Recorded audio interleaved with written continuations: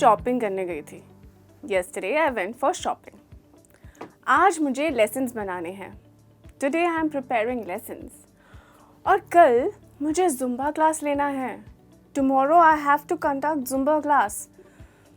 अरे और 9 जुलाई को मेरी दोस्त का बर्थडे है। अरे कुछ सरप्राइज प्लान करना पड़ेगा।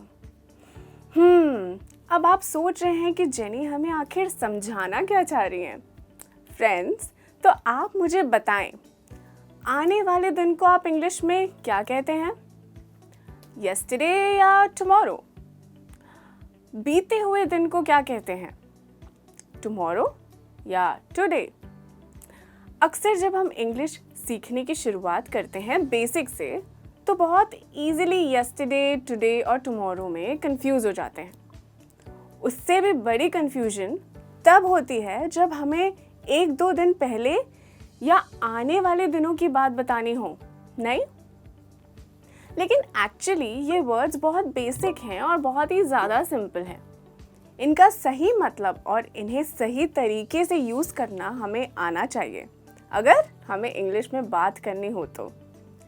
अगर आप भी इन चीज़ों में कंफ्यूज हो जाते हैं या आप ऐसे सवाल करते हैं जैसे कि आने वाले हफ्ते को मैं क्या कहूँ या बीते हुए साल को इंग्लिश में क्या कहूँ, तो आज का यह वीडियो आपके लिए बहुत ही ज़्यादा फ़ायदेमंद होगा, क्योंकि हम इंग्लिश में डेज़ यानी दिन, डेट्स यानी तारीख और ईयर्स यानी साल के बारे में सारी बातें क्लियर करने वाले हैं।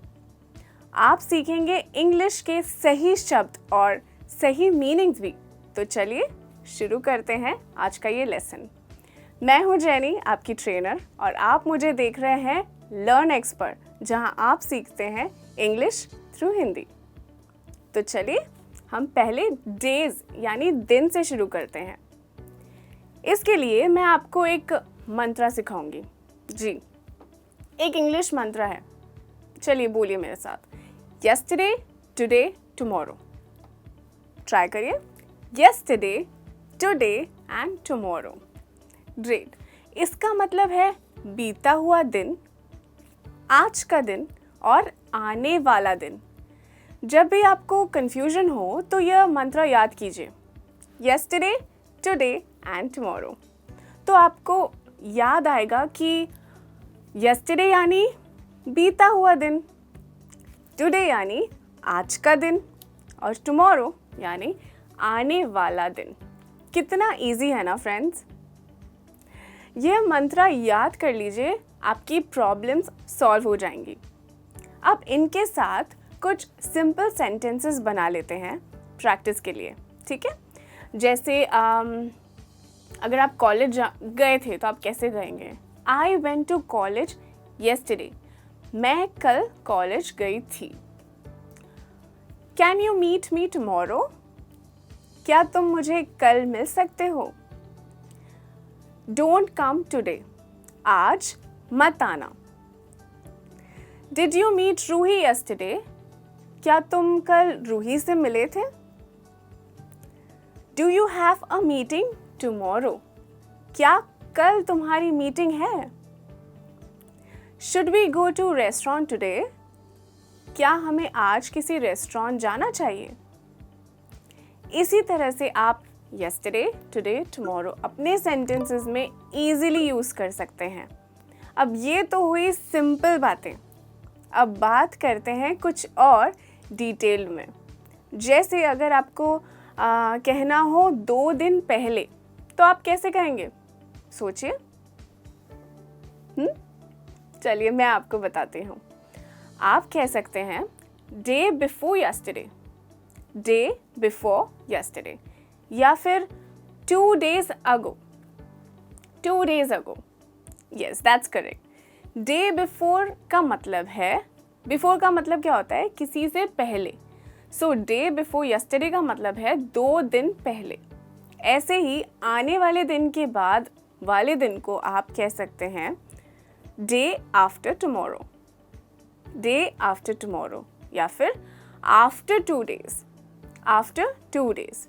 चलिए मैं आपको इसके भी एग्जाम्पल्स बताती हूँ। I will meet you day after tomorrow. मैं तुम्हें परसों मिलूंगी. Can you come to my office after 2 days please? क्या तुम 2 दिन बाद मेरे ऑफिस आ सकते हो प्लीज?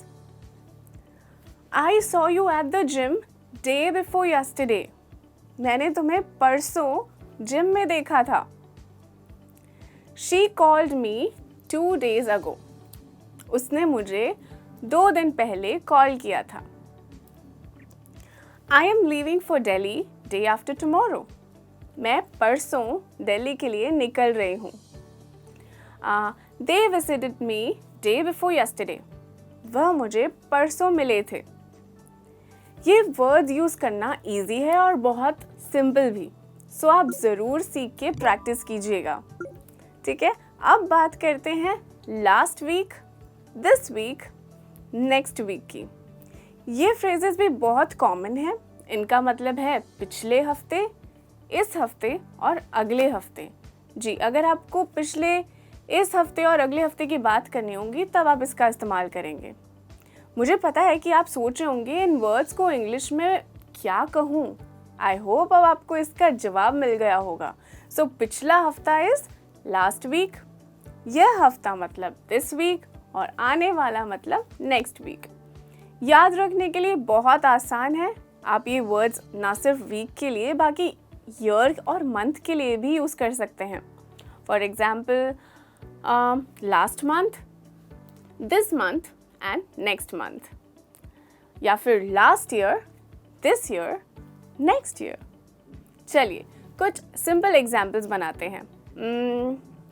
लास्ट ईयर की बात करनी होगी तो आप कहेंगे I went to Singapore last year. मैं पिछले साल सिंगापुर गई थी. Her wedding is next month. उसकी शादी अगले महीने है. We started our business last week. हमने पिछले हफ्ते अपना बिजनेस शुरू किया है. The seminar is in this month. Seminar इस महीने है. You can learn driving next year. तुम अगले साल ड्राइविंग सीख सकते हो. तो इस तरह से आप इन वर्ड्स को यूज़ करके अपने इंग्लिश सेंटेंसेस बना सकते हैं. अपने रोज़ के इंग्लिश कॉन्वर्जेशंस में अब डेज़ की बातें तो हो गई है ना, लेकिन डेज़ के साथ डेट्स यानी तारीख भी तो इम्पॉर्टेंट है. आप सोच रहे होंगे कि तारीख तो बहुत सिंपल है, इसमें सीखने वाली क्या बात है. ऐसा नहीं है. चलिए कुछ ट्राई करते हैं. आप ये सेंटेंस इंग्लिश में बोलिए. ओके, मेरा जन्मदिन 20 जुलाई को है. हाँ, आपने सही कहा. My birthday is on 20th July. 20th मैं कई लोगों को गलत तरीके से कहते सुना है जब भी वह डेट्स की बात करते हैं, यानी कि तारीख की बात करते हैं. आपको ये बात ध्यान में रखनी है कि जब आप डेट्स की बातें कर रहे हैं तब आप उन्हें अच्छे से बोलिए, अच्छे से प्रोनाउंस कीजिए. ठीक है, तो हम उनके नंबर्स की तरह जैसे 1 2 3 10 जैसे हम नंबर्स काउंट करते हैं ऐसे हम नहीं बोला करते. हम कहते हैं first, second, third, 10th, 17th या फिर 20th, 21st, 25th या 13th एक्सेट्रा. इसके लिए आपको डेट्स कैसे बोलते हैं यह सीखकर ध्यान में रखना चाहिए ताकि आप डेट्स हमेशा सही तरीके से ही बोलें.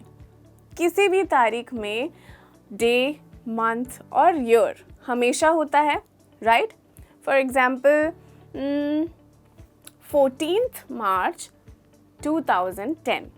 तो आप कैसे कहेंगे 14th March 2010. फॉर्मली हम कहते हैं 2010, लेकिन इनफॉर्मली या कैजुअली आप कह सकते हैं 2010. और एक बात, कभी कभी आप डेट्स में पहला महीना देखेंगे और फिर दिन. फॉर एग्जाम्पल 11th March 2015 लिखा होगा ऐसे 3/11/2015. ये यूएस स्टाइल है डेट्स को लिखने का. इसे आप किसी भी वेबसाइट पे देख सकते हैं तो इसी स्टाइल में लिखा होगा। शायद किसी फॉर्म पर या डॉक्यूमेंट्स पर भी अगर आप देखेंगे तो इसी तरीके से लिखा रहता है। बेसिकली यूएस में डेट्स लिखने का तरीका यह है कि पहले मंथ, फिर डे और फिर उसका ईयर लिखा जाता है। लेकिन स्टैंडर्ड तरीका जो सबसे ज़्यादा फॉलो किया जाता है वर्ल्ड में वो है पहले डे और फिर मंथ और फिर उसका ईयर। ऑलराइट, तो आप वैसे लिख सकते हैं। बस ये जानना और समझना आपके लिए ज़रूरी है ताकि आपको कोई कन्फ्यूजन ना हो, क्योंकि जब हम किसी भी नंबर के बारे में, जब किसी डेट तारीख के बारे में बोलते हैं तो हमें सही तरीके से, सही ढंग से प्रोनाउंस करना चाहिए, है ना। सो फ्रेंड्स, मुझे उम्मीद है कि इस लेसन को ध्यान से देखने के बाद आपके डेज, मंथ्स, ईयर्स और डेट्स को लेकर सारे बेसिक सवाल क्लियर हो गए होंगे। अगर आपको आज का ये वीडियो अच्छा लगा हो तो इसे एक थम्स अप ज़रूर दीजिएगा और साथ ही साथ इसे अपने सारे दोस्तों के साथ शेयर ज़रूर कीजिए। मैं आपसे दोबारा मिलने आऊँगी एक मज़ेदार लेसन के साथ। तब तक के लिए आप इंग्लिश की प्रैक्टिस जारी रखिए, अपना ध्यान रखिए और मुझे कमेंट में भी लिख के बताइए कि आपको कैसा लगा। Okay, bye.